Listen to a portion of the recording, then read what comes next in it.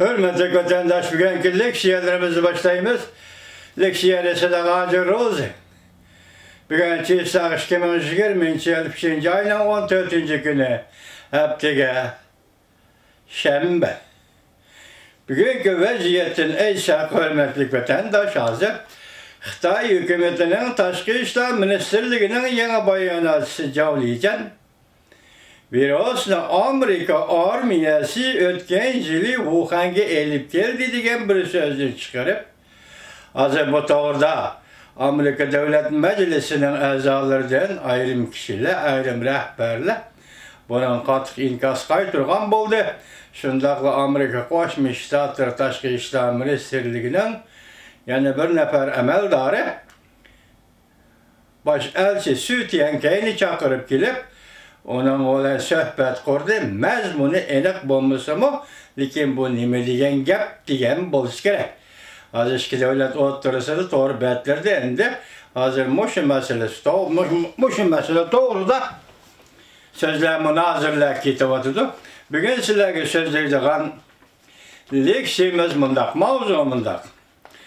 Wuhan virusi kengayib tarqalishga boshladi. Prezident Trump davlati jiddiy holat e'lon qildi.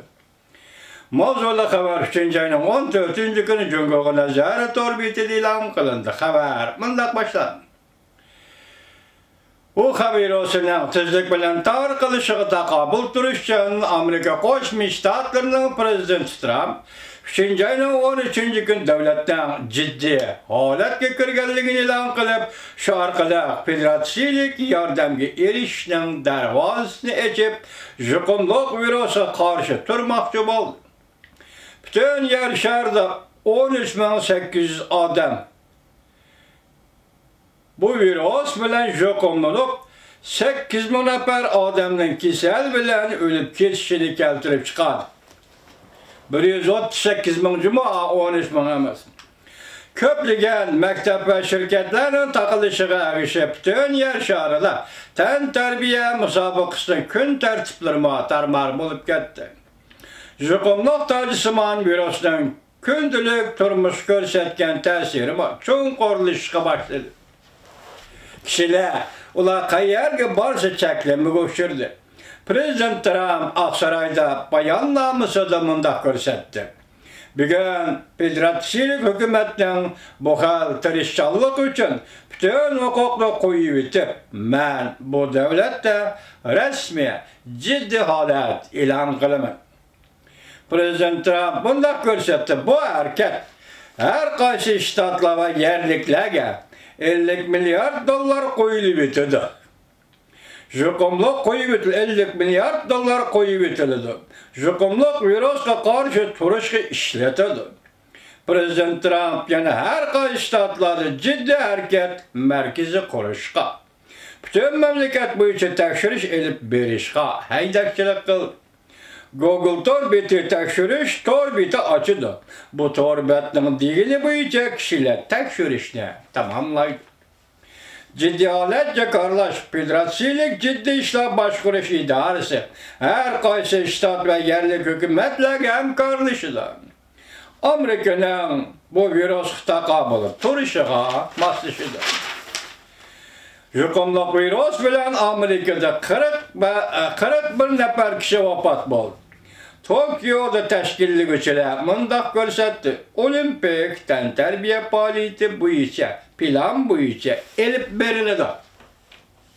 Prezident Trump jiddiy holat e'lon qilgandan keyin Avom palatasi qonun loyiha ma'qullab yuqumlanganlarga yordam berganligini bildirdi.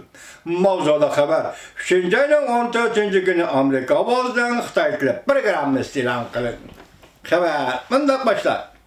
Washington, Amerika Qo'shma Shtatlar Avom palatasi 3-ayning 14-kuni saharda 360 parcha biletning qo'llashi, 40 parcha biletning qarshi turishi bilan bir turli qonun loyiha ma'qullab, yuqumli tojisimon virusning ta'siriga uchragan Amerikaliklarga salomatlik jihati, iqtisodiy jihati va kayfiyat jihati bevosita yordam beradiganligini bildirdi.